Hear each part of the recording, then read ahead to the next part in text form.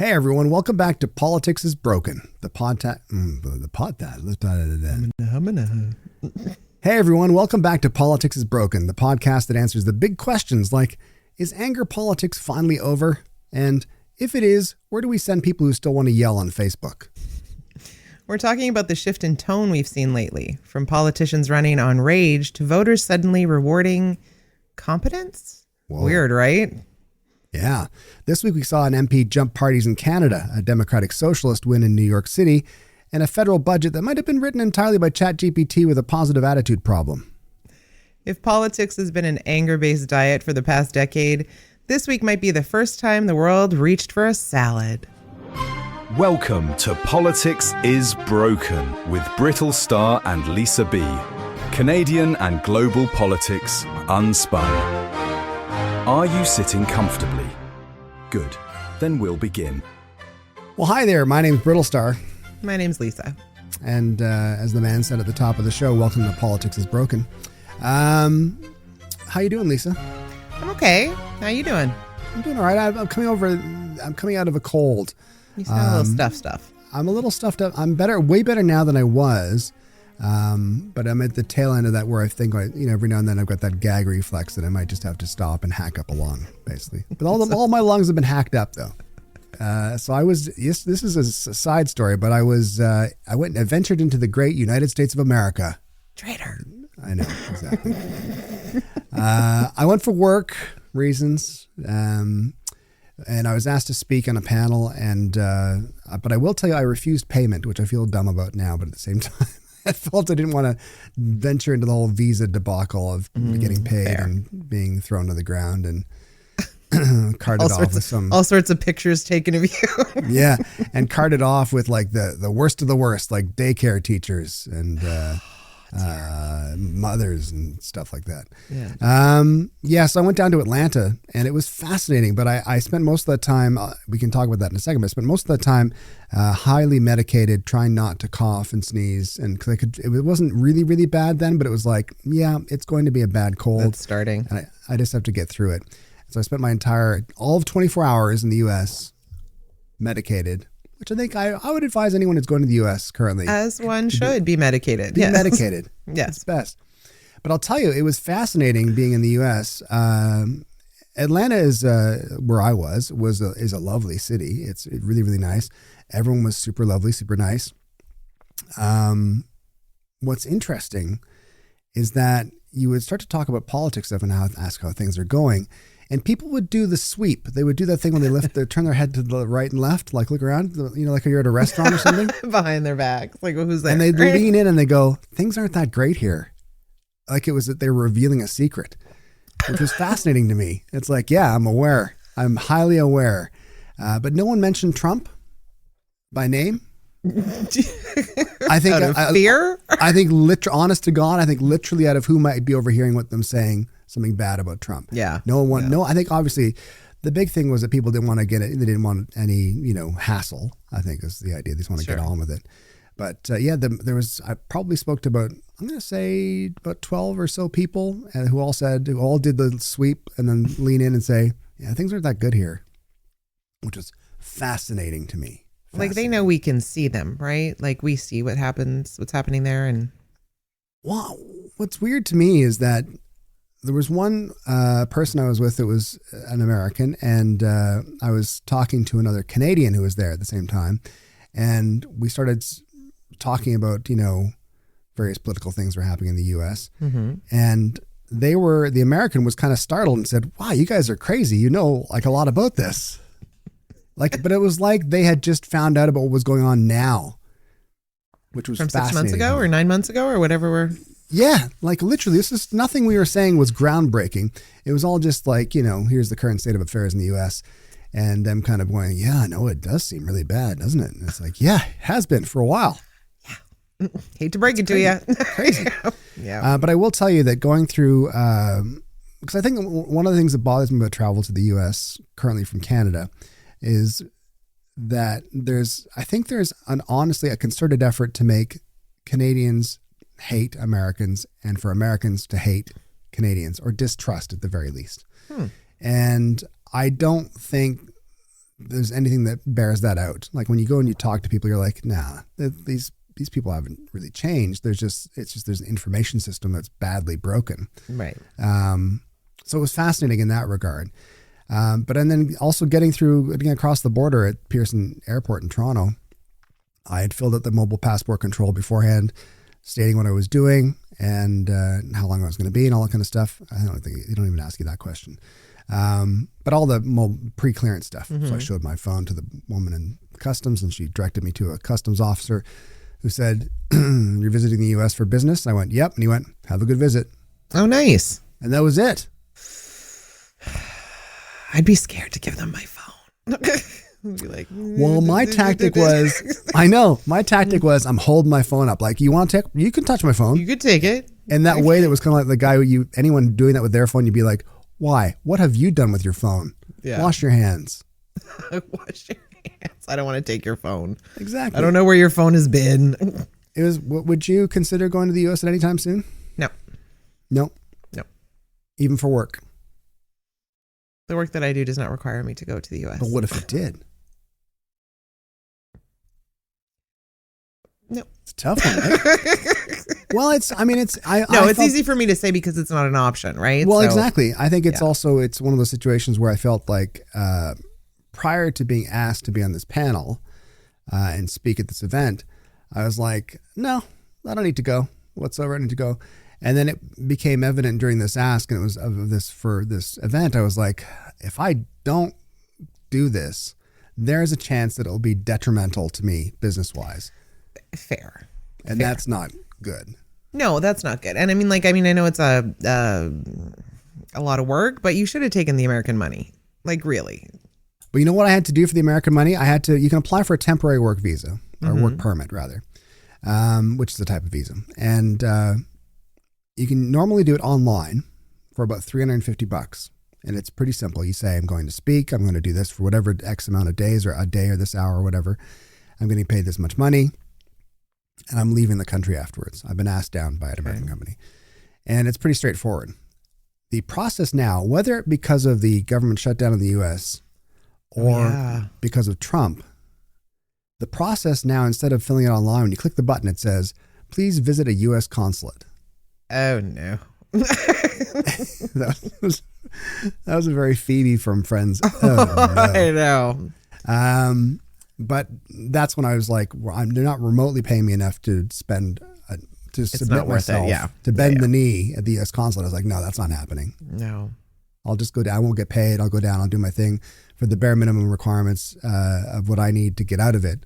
And then that'll be it. That'll be it. Yeah. Okay. Cut ties. All right. No, that's fair. That's fair. Yeah. But yeah, I enjoyed a local Atlanta beer. So I did have American alcohol when I was there, but really they don't have a lot of Canadian alcohol down there. So. No. Much less than they ever would, I would think. Yeah, exactly. People were very nice though, which was nice, which was reassuring to sort of, it's easy to get to sort of dehumanize people and sort of think, well, they're Americans. And it's like, no, they're just people. They're just humans. Yeah. Yeah. They're just all the same. It's the governments that are the problem. As always, it's the governments that are the problem. But back home here, there's been some interesting stuff that's happened. Mm-hmm. We can talk about the budget. First of all, the Canada Strong budget. We could do that. But, while the U.S. tries to figure out what post-rage politics looks like, Canada has quietly dropped a budget that's basically therapy for the middle class. It seems to be less fire and brimstone and more spreadsheets and tea. Oh, you don't want to say chamomile tea or something? I don't like chamomile tea. You don't like chamomile tea? There's a whole chamomile. I didn't want to get into that. Thanks for pointing it out. We'll just say tea. Okay, that's fine. How about an iced matcha? We have one of those? Ugh, no. Thank you. It tastes like grass. No. I had my first one ever in Atlanta, and then I had my second one ever today in Stratford, Ontario. Oh God, they've started I'm hooked. the addiction. It feels like a milkshake that might make you stronger. Doesn't it? I've had matcha once, to be fair, only once. Yeah. And it just is a little too earthy for my liking, right? Like if I'm going to have... It tastes like tea. No, but the one that I had it's like grass. It's like freshly cut lawn. No, thank you. That's probably good for you. Increase your roughage. My roughage. There's a bunch of things in the budget. Of course, the opposition aren't super happy with it, and When are they? When are they happy with it exactly? But I felt my takeaway from my brief glance through, and also what I've seen covered of it. My view is that it seemed like possibly the best budget for this moment right now. And I hate the fact that I'm saying that about Carney every Carney move that happens, but it feels right. Thoughts? It's hard because, I mean, well, like, what did we expect, right? I think from a privileged old white guy, it looks good. I mean, there's some things missing, obviously, but not a lot for, the disability community and such. But again, the right moment, this is what we need. We just keep saying that. Like, it is what it is, right? It could have been worse. I will say it could have been worse. There's some stuff in here that I hadn't anticipated actually being a thing, which is kind of good. I was going to try and not say it could have been worse under different government, but I mean, it could have been worse under Carney too. Well, let's go through just about 10 things from the budget that we've outlined here that are interesting. So there's a middle class tax cut. The first tax rate drops from 15% to 14%, not huge, on income up to $57,375, which does mean a savings up to $840 for a 2-income family. So, I mean, that's not nothing. That's a little money back. Yeah. It's a little bit of cash in your pocket. Of course, the carbon tax is gone. And there's promise that the pump prices will drop. It's been said as much as 18 cents a liter. I don't believe that. No. I feel there's zero chance of the oil companies saying gas is cheaper. Let's give this one to the customers. No, why should we not. soak up that extra money? No, and then the provincial tax will go up on it, guaranteed. Yeah, exactly. I miss my carbon tax rebate. I would like it back. I don't think I ever got one, but maybe I did. I don't know. Who knows? I don't pay attention to that kind of stuff. Did you? It's just pennies. You should have if you filed your income tax. Yeah, no, I probably file did. your income tax. Oh, God, did I ever? Shannon probably got it. You just didn't. You know see what it. happened? It probably went into my account and I owed them money. And they're like, yeah, we'll take a little bit of this off what you owe us. Okay. Yeah, I don't owe them anything now, though. Okay, Richie Rich, whatever. Yeah, well, it's not Richie Rich anymore, that's for sure. Let's go on. So Build Canada Homes, a new federal agency to double housing supply using factory-built and modular construction. So that's potentially good news, I think. If it's executed, yes, that would be if it helpful. happens. Yeah. No GST for first-time buyers on homes under $1 million. I think that's a good move. I think it's hard to find a house under $1 million these days for families, but... It is. And I mean, like in the grand scheme of the cost of a house, it may not be that much, but I think it's an attractive benefit for people. Because it can be a lot of money. Sure. Yeah, a tremendous amount of money. And the hard thing about that is, like, when you're buying a house, as we were always told before we bought our first house, was that when you're dealing with those big numbers, they just seem like numbers on paper, which they are to a large extent. However, when you get down to negotiating and you're trying to save money, you have to think of that each, the $10,000, just imagine that on your dining table.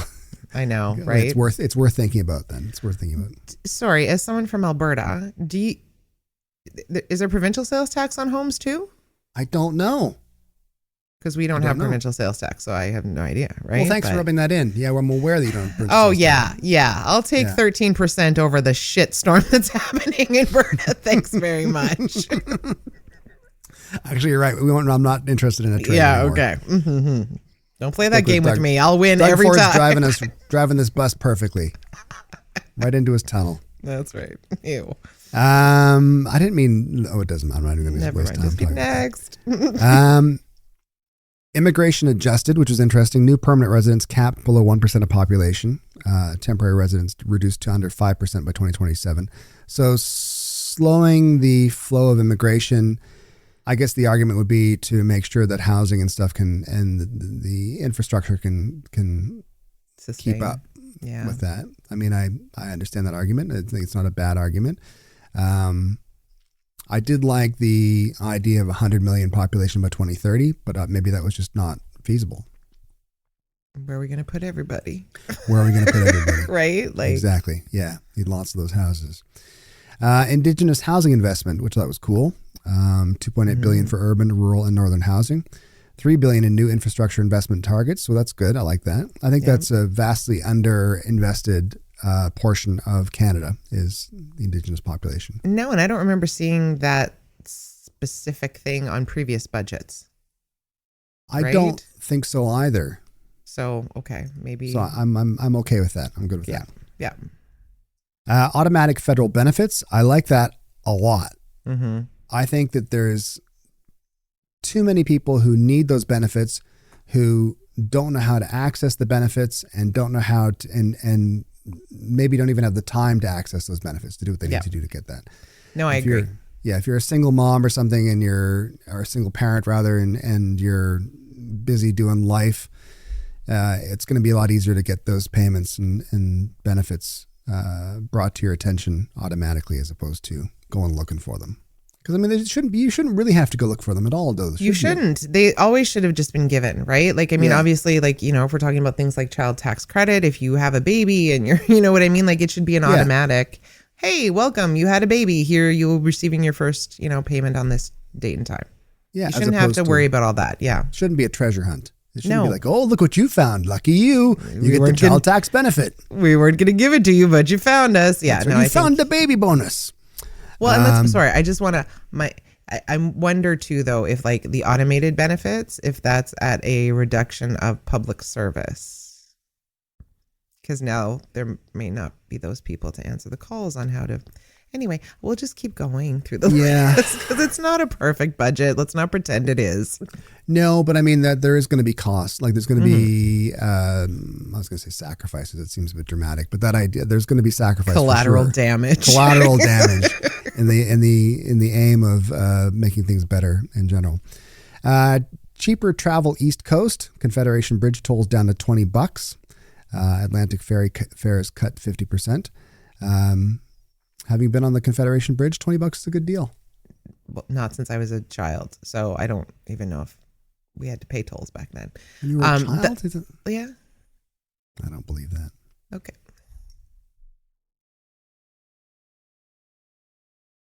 What number are we on? Sorry. What number are we on? And then going on, so the Confederation Bridge down to $20. I think it was like $50 or $60 before. That's insanity. I mean, I get it. It's like 14 kilometers long, I think, roughly. Yeah, I get why. It's a big bridge. It's vastly underwhelming, though. No offense to the people in Confederation Bridge territories, but I remember thinking, "Oh, I'm so excited to go on the Confederation Bridge," and you can see it approaching the bridge is super exciting. Getting on the bridge, you can't see anything.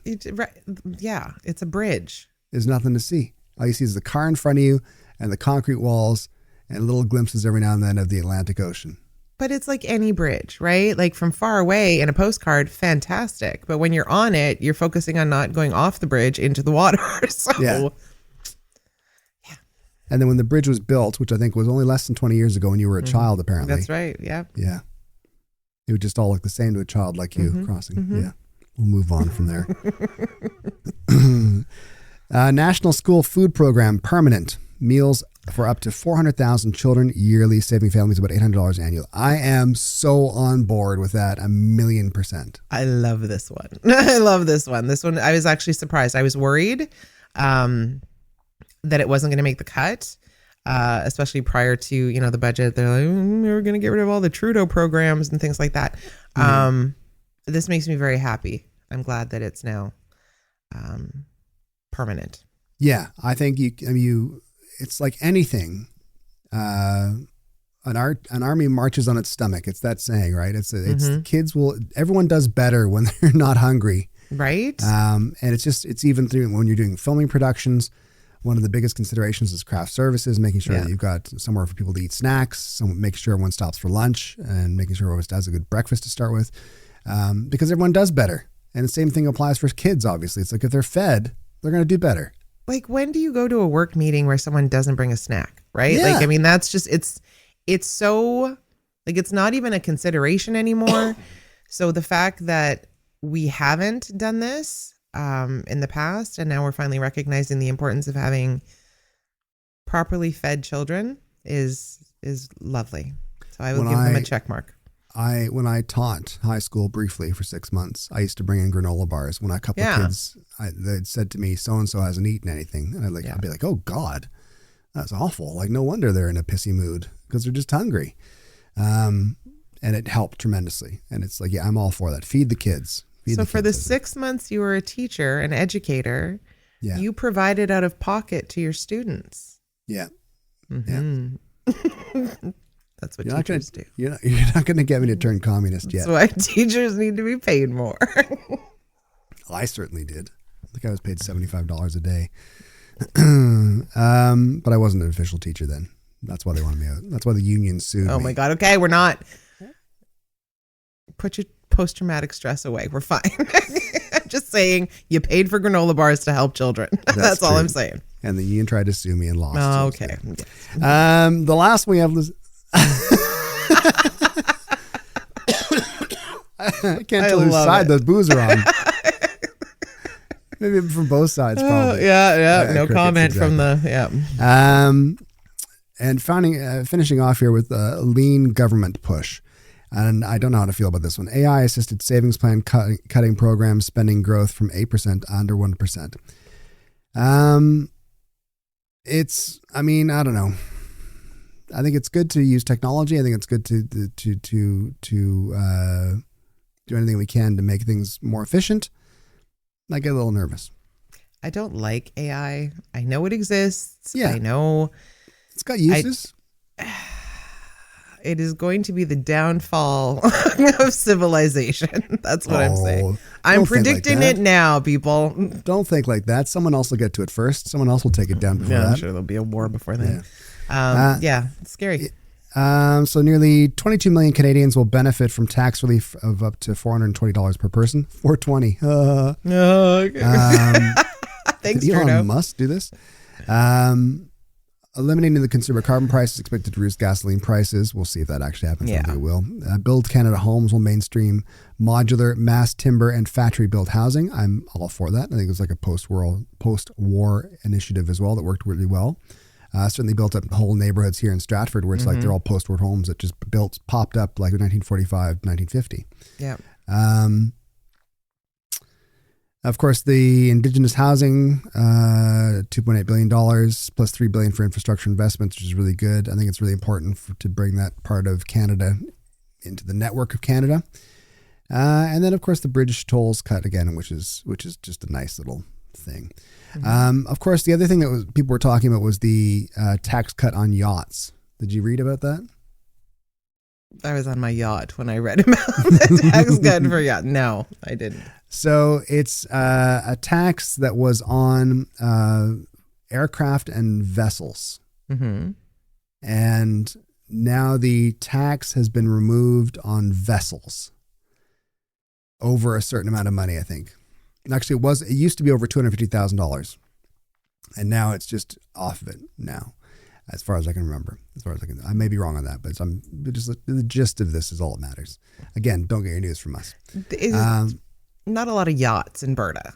So I can't really wrap my head around it. There's less than 0 yachts in Alberta. Yeah. Maybe I mean, maybe we have lovely rivers and things like that, but I'm trying to think of any time I've been to Jasper. I haven't really seen a yacht flowing down the river, so I don't. Yeah, it's hard for me to wrap my head around the importance of that, but okay, sure. So I'm assuming that the removing the justification was to remove the tax on vessels, which includes boats and yachts, was to make it better for industry.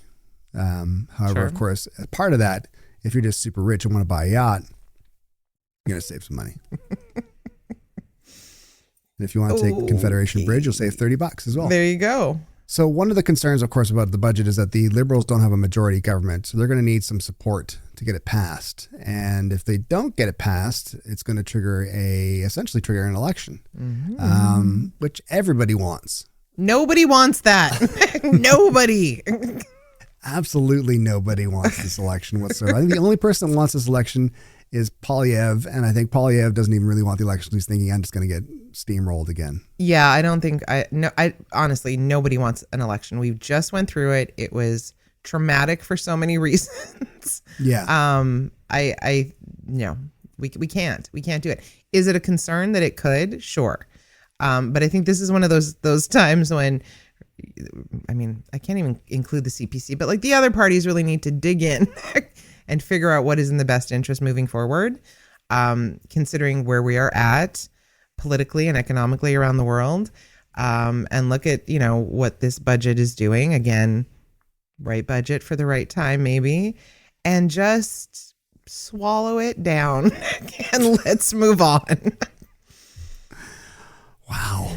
Okay. Well, I'm very No, I think passionate you're about right. not having to do that again. Yeah, no, I understand what you're saying. And our friend of the podcast, David Musgrove, wrote an article called "Are We Really About to Trigger an Election Over This Budget?"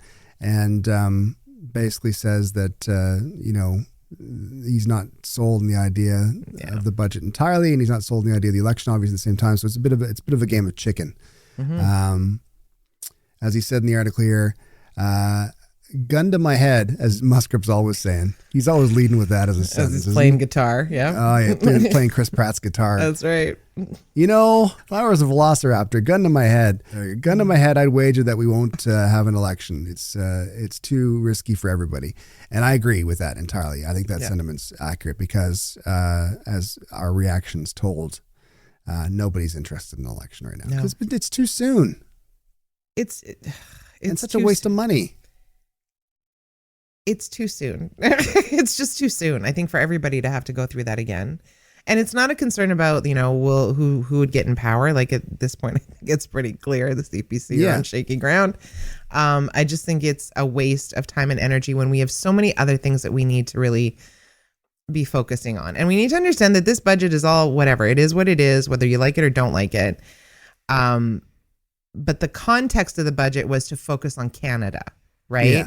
Yeah. And so I think you have to look at it through that lens of, for what we're dealing with external to Canada, does this budget take into account the things that we need to work on? So there's things with industry, there's things with housing, there's things with families, there's things with taxes. And the hope is that will help Canada, because at any given time, we could be subject to the whim of whatever is happening down south, and it could throw all of this into the blender.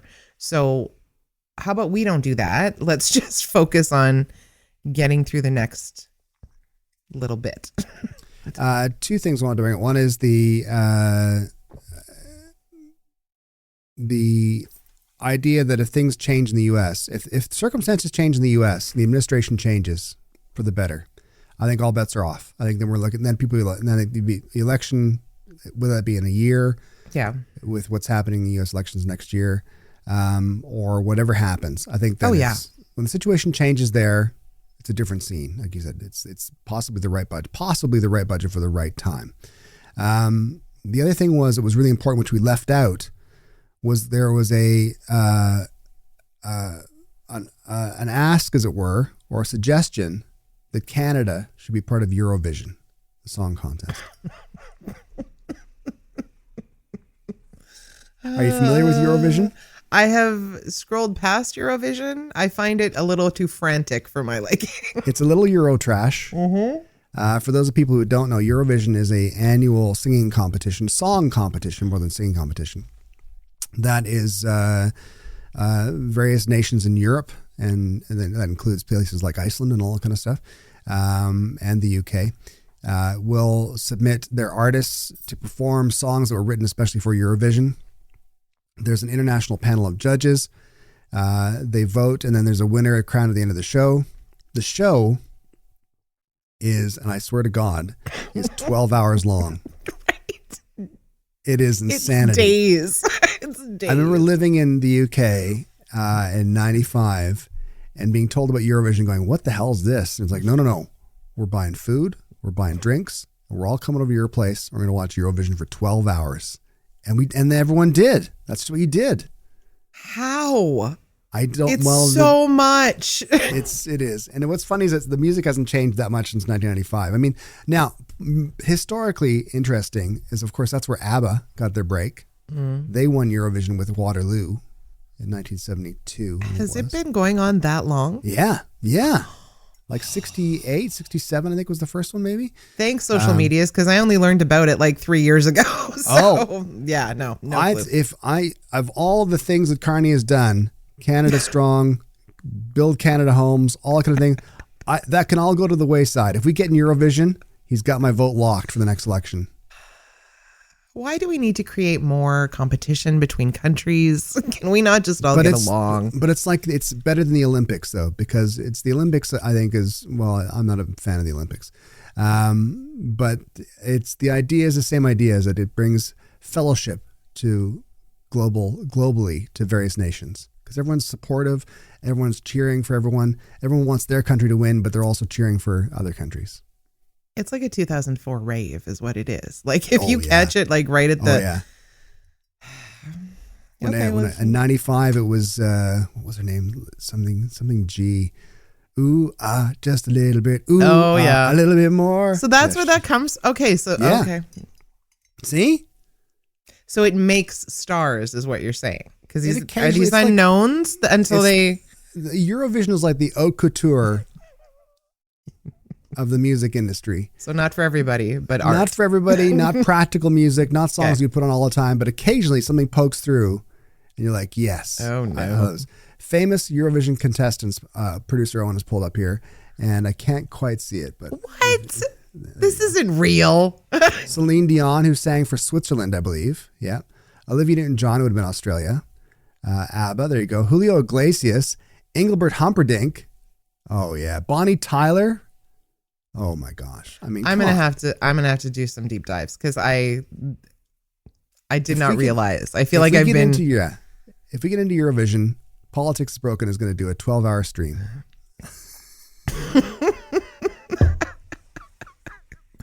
Break out your everybody. If Canada's included in Eurovision, Politics is Broken may have an entry. What are we gonna do? Oh, I don't know. Something really cool, probably. We'll get producer Owen with his reverb to he's singing the theme song. Hold for auto tune. Another thing you mentioned was that the CPC are on shaky ground, so as in regards to the election, which is true.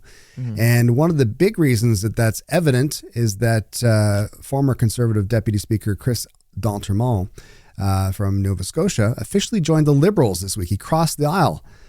Defected, as they said, as the Conservatives said. Defected was pretty strong language. But well, he's a communist now. Yeah, exactly. But he left, citing a toxic tone in political discourse and a, quote, loss of moderate voices. And he said he described politics to him as a job about listening, not shouting. So I mean, I'm not a big fan of when politicians change stripes like that, because it makes it, I think if you're a constituent, you'd be like, what the hell? That's not who I voted for. However, I believe his vote in his riding was like 51%. Yeah, like it was tight. It was very close. Yeah, it was very close. So he's probably made some people upset and probably made some other people go, you know what? That's fine. It's like, whatever. Yeah.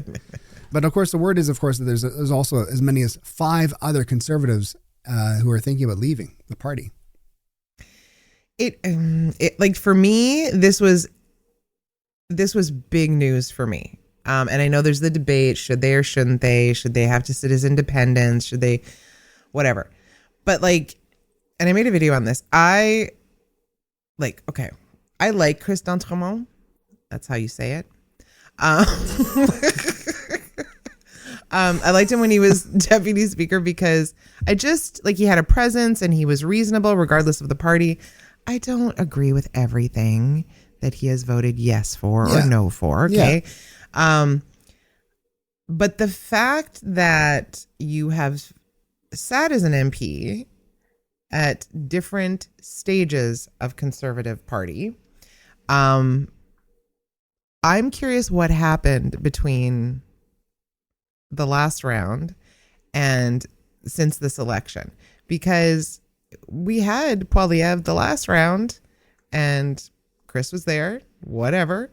And then since his last election, what has happened in the last 6 months to make him go, I'm out, peace, good luck, I don't want any part of this?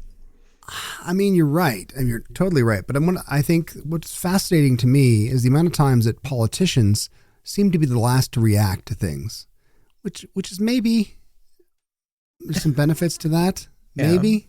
But I think like even in the U.S., we're finally seeing Barack Obama speak up. Yes. It's like, where have you been, dude? Where have you been? We've been waiting. Yeah. I'm glad he's speaking up now, but it's also where have you been? You could have been doing this like a year ago, and it would have maybe changed the minds of some people. And I feel like it's you think again, another U.S. example is Chuck Schumer, and it's like what newspapers are you reading? Where are you reading? Do you get any news? Do you know what's going on at all? Yeah. So I feel like there's a potential chance that Chris D'Entremont, is that better? D'Entremont, yep. D'Entremont. It's possible that he just wasn't even thinking about it. He was like, it's conservatives. It's fine. Don't worry about it. It'll be all right. Yeah. Well, maybe. Which And is, I mean, not like, a ringing endorsement. No, but like, and theoretically, maybe, you won before as a conservative MP, so you want to still be doing that, and you just run under the Conservative Party. Can I tell you the best part of this whole like crossing the floor business? I wish you would. Michelle Ferreri lost her mind. I haven't followed. What did she say? Oh my God. She did a video in just typical Ferreri form where she was just all, my friend, like talking to Chris, obviously, called him a rat, said he didn't have any integrity, like all these other kinds of things. You know what he does have, Michelle? A fucking seat. So sit down. But she is not sorry. She's not happy. And that somehow brings me joy. I'm not going to speak on whether I believe people should or shouldn't cross the floor. I think, sometimes there's good reasons to cross the floor. But this could not have been better timing. And so that's why I find it enjoyable. But it makes me wonder, the theme of this episode is anger politics over?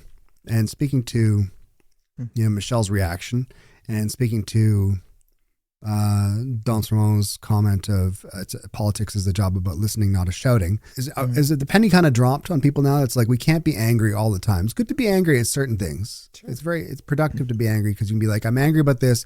It's motivating me into action. It's not any use to anybody to just be angry. Just who cares? Rage. Who cares if you're just angry all the time? Because it doesn't solve anything. Doesn't do anything. No, but like respectfully, and we've talked about this before with like, can this rage sustain itself? As the opposition, that is their job, right? Is to be filled with rage and outrage at things that are going on and excuse me, what we would do better and all those kinds of things. But the practicality of where we are now with the threat from the states and all these other things, maybe people are going, none of this is actually productive. And I mean, with the timing of the budget, but also the timing of the review that's coming up in January. Yeah. Not great. And I've always wondered, because you can't have, like, not everybody can be backing Pierre, right? Like you join the party because you're conservative and you believe in certain things. And so this is the party that you join, and then you vote for your leader, and then you're like, God damn it. But you still stay with the party, right? Because that's what you do. But maybe at some point you're like, I can't, in good conscience, I can't back this type of conservatism. Well, I think you're right. And I think that, as you mentioned, it's the opposition's job to be outraged at things, to be angry at things and say, we don't like this. This is what we're going to do better. But I think we haven't seen a tremendous amount of this is what we do better. We haven't seen a lot of that. We've seen a lot of this. I hate this, that we're angry about this. We're angry about this. We're angry about this. So we might do this better this way. We're angry about this. We're angry. And there's more. We're just angries than there were. We'd like to do it this way instead. And there seems to be less focus on, let's work together to make Canada better, and more, what can we do to shake you out of your position so that we can take over? That's it. Right? Yeah. And not do anything better. I think that's a very American, I think it's a very Trumpist sort of style of politics. It's not exclusive to him by any means, but I mean, that idea of just want to win. I just want to win. I just want the win. And I think that's what a lot of people felt this last election. it just felt like Pierre just wanted the win. Pierre just wanted to be prime minister. Yeah. I don't think Pierre wants to. I think that's the priority, doing good things for Canada, if it happens, right? Like, I think that people felt that. Yeah, totally. I think people are just kind of done with it. It's the, it's fitting that whole broader post-pandemic fatigue with anger as political currency. That idea of like, we're just done. We can't be angry all the time. We want solutions. We want to do things properly. We want to make sure Canada is secure. We want to make sure Canada is successful and thriving. But that doesn't mean I'm going to be yelling about how horrible it is all the time, because that doesn't do anything. That just seems petulant to me. Well, and not everything is wrong all the time, regardless of the side. I mean, Pierre axe the tax. Carney, okay, we'll axe the tax, right? Like, I mean, not everything is bad that the other side is saying. Yeah, totally. But even when Carney axed the tax, they were still mad. So I just, Yeah, I agree with that. And I think there's one of the things I remember posting ages ago in relation to the carbon tax was like, it's fine. Or the GST on first-time home buyers. It's like, get rid of it. It's like, there's no points. There's no prize for being the one that comes up with the idea. The prize goes to the person who executes the idea, who actually carries through with the idea. Yeah. So and because that's the idea is that it's better for the country as a whole. It's not just better for the party. I don't particularly care what's good for the Liberal Party or what's good for the Conservatives. I don't care at all about that. No. I want things to be good for Canada in general. Don Tremont had a great quote when he said, "Canadians are tired of politics that reward the loudest voice in the room instead of the clearest one." And I think that's pretty good. That could apply to so many. Do we think there's going to be more MPs? Maybe. I'm trying to think of the ones that I know the most on the Conservative side. I don't see a Lanceman moving over. No. But maybe you look down to the States and Marjorie Taylor Greene is making swift tracks to the center. Yeah, I don't trust that. She's all out for herself for sure, but she's moving in the other direction. I don't know. I think this is the beginning of the split of the CPC. I think it's going to, at some point, go back to being one, a progressive conservative party, and two, a reform party.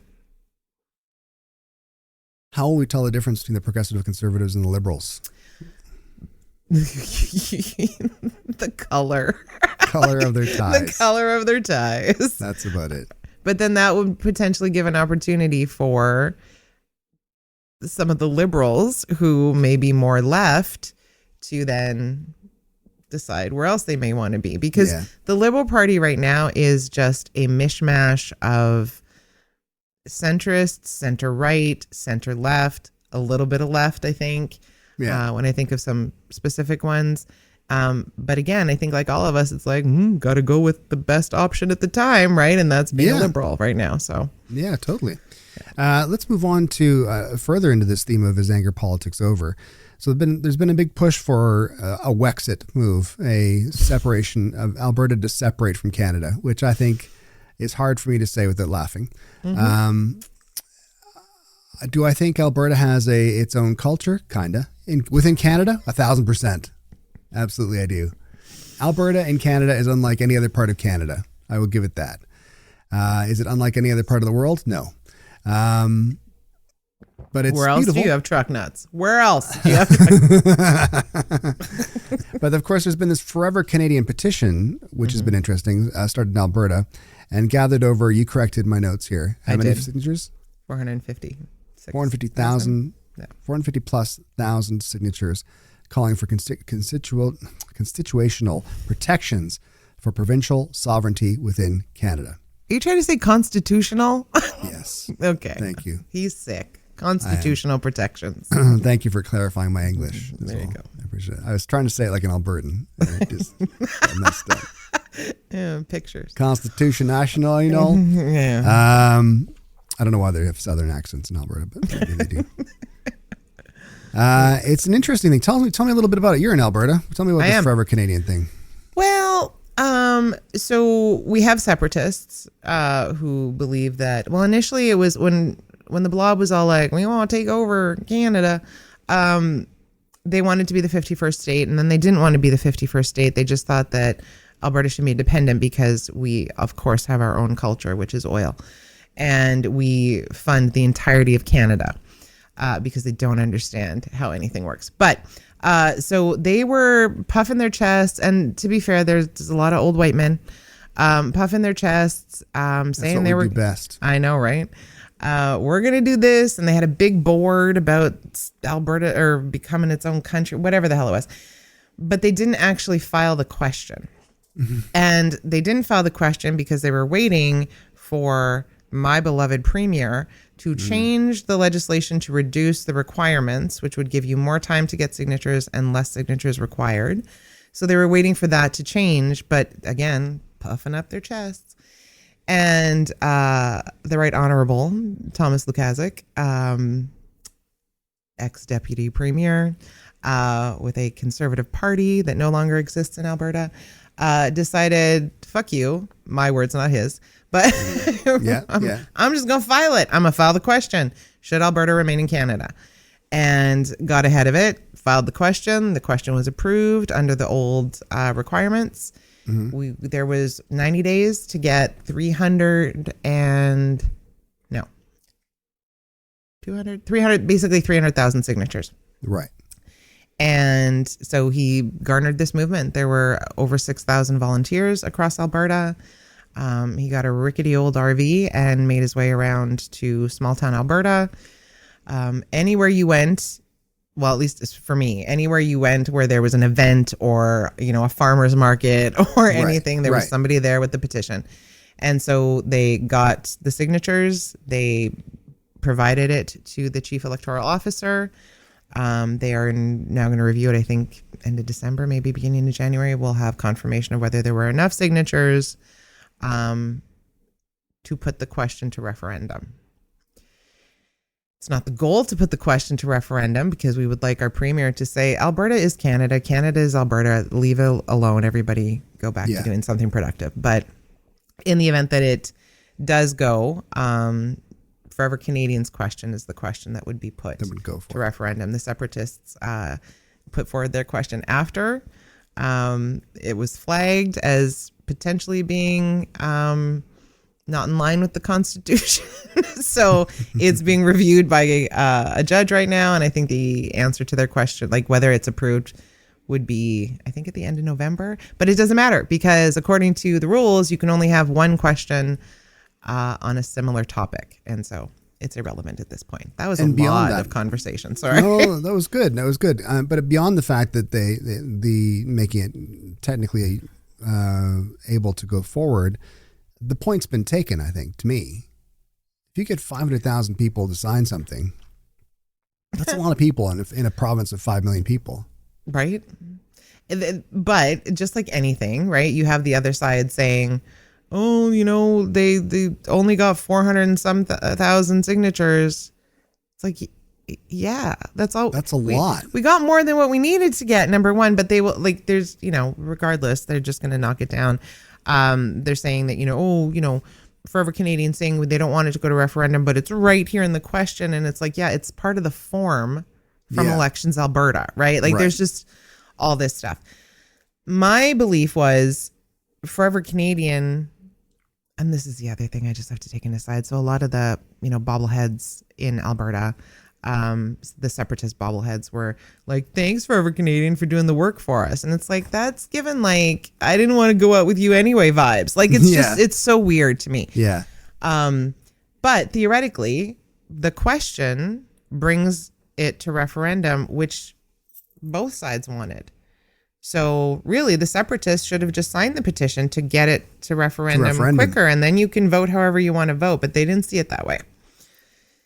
I'll stop talking about it. I could talk about it forever. So no, it's interesting because my impression is that the results were so pro remain in Canada that it was a bit shocking in general for everybody in a good way for most people. Kind of like, oh, okay, good.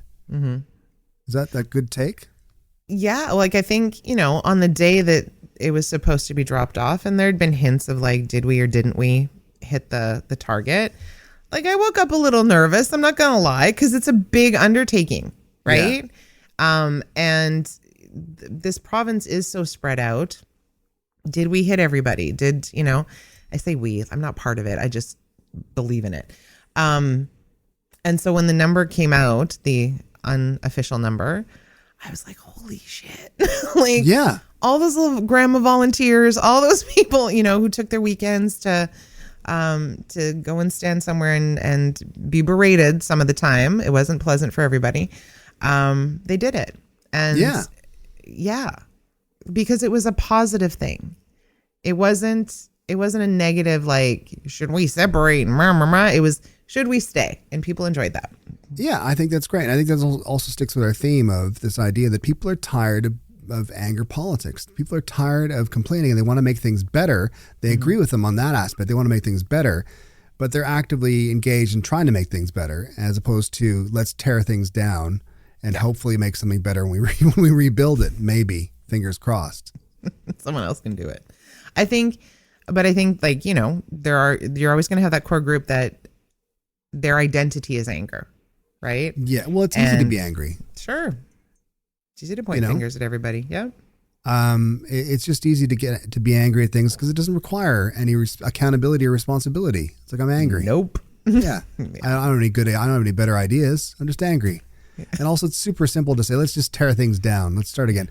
When I sit in my home and I look around at the hoarding like levels of garbage, it's not garbage, but stuff. People would call it furniture, stuff, I guess. Okay.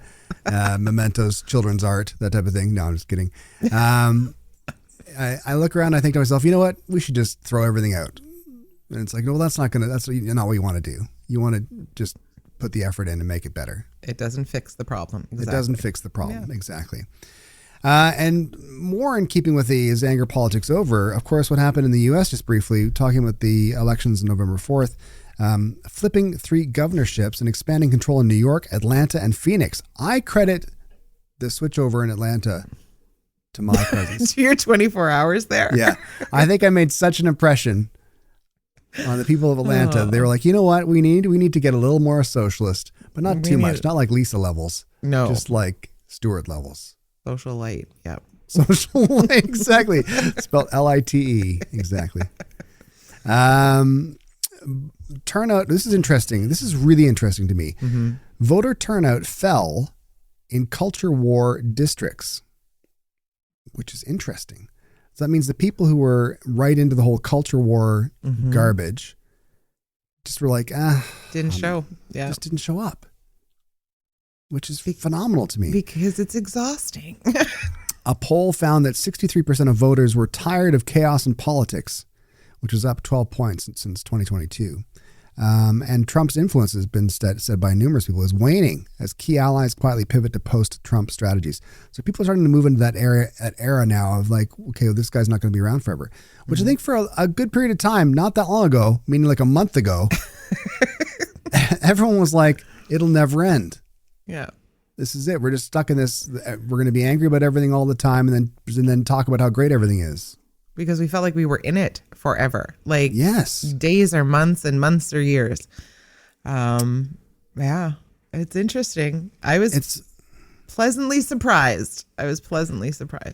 Well, exactly. Zoran Mamdani winning mayor of New York was fascinating and really exciting because his whole campaign was very, very much a producer Owen pulled up a graphic of would you buy a used car from this man?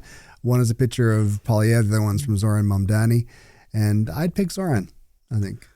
I'd like to know what Pierre was doing when this picture was being taken. Sorry. He's just always angry, man. He's going to need so much Botox right here with his angry eyebrows. He's going to be furrowed in. He's going to be Gordon Ramsay right in there except angry. Seriously, right? Angry Ramsay, we'll call him. But yeah, no, it was really refreshing to see because Mamdani's whole campaign was so positive and so we're going to do this, we're going to do this, we're going to do this, we're going to make things better. Yeah. He wasn't saying, listen, things are shit, vote for me. Yeah.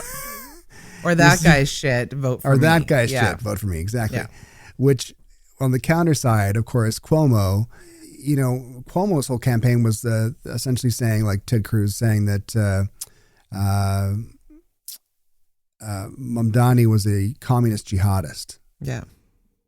And that's equivalent to saying, this guy's horrible, vote for me. That's not a platform.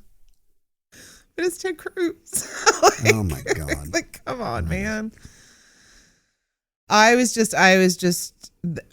very happy that New York City was reasonable. I was also very happy at his victory speech where he just basically said to Trump, come at me, bro. Right? Like that. I love that confidence.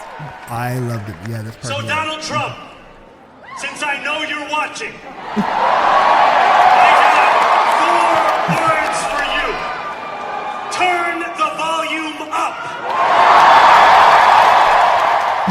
up. phenomenal. I watched that live and I had something I haven't felt in a long time, which was hope. I thought to myself, okay, good. There are more good guys than bad guys. In the same way that the No Kings March all around the world, that idea, as we were saying a week or so ago, saying how if the bad guys showed up in those numbers, you'd be terrified. Yeah. But it's all good guys. And you're like, okay, this is good. We can do something about this if we need to do something about this. Isn't it sad though that like feeling that sense of hope was foreign? Yeah. Like it's like I haven't felt that in so long. Yeah. Even when we had like even the federal election, I was like, okay, yay, we won. I didn't feel hope. No. Right? I just felt like no. Whoosh. Okay, we survived that. Yeah. Now next thing. So yeah. It was very optimistic. It was very much a, hey everybody, I think we're going to be okay. I think we're going to get through this, which is really exciting. Politico had an interesting article come out just recently, and it was Donald Trump is suddenly a man out of time. He remains the gravitational center of Republican politics, but gravity isn't what it used to be, they say. And people aren't calmer, they're just exhausted. And sometimes that's the first step towards sanity, which I agree. And I'm agreeing with Politico, who once had a headline about me who said, who brought this guy at an event? See, I'm mature enough to get past that. Mm-hmm. So on that note, yeah. Is anger politics over? Maybe not totally, but it's definitely losing its likes. Yeah, people seem to want calm. They want calm over chaos, and governments are catching on. If 2016 was the year of burn it down, 2025 might finally be build something that works. And after everything we've been through, I think we'll take that. Well, that's our show for this week. Subscribe, share it with a friend. Check out our new Because News promo after the break, because apparently CBC still trusts us with microphones. Well, they don't trust me. They just basically trust me, kind of. But yeah, I do appreciate you. You can, of course, find Politics is Broken at Brittlestar.com and on your favorite podcasting platform. And we thank you very much for subscribing and following, all that kind of stuff. If you're a paid subscriber, gosh, I hope you enjoy the videos. It's a good time for everybody, really. It's a good time for everybody. Yep. And I hope you enjoyed this week with both Lisa and I coughing into the microphone. Right? Yes, it's a bad week. As long as it's not, I feel sorry for whoever has to edit this. Not our problem. Thanks, Have a good week, everybody. Take care. See ya.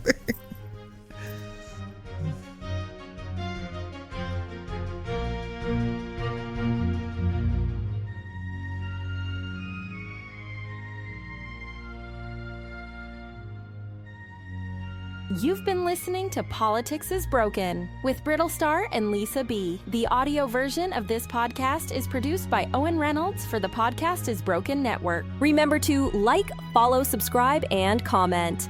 And don't forget to check out Brittlestar.com for more.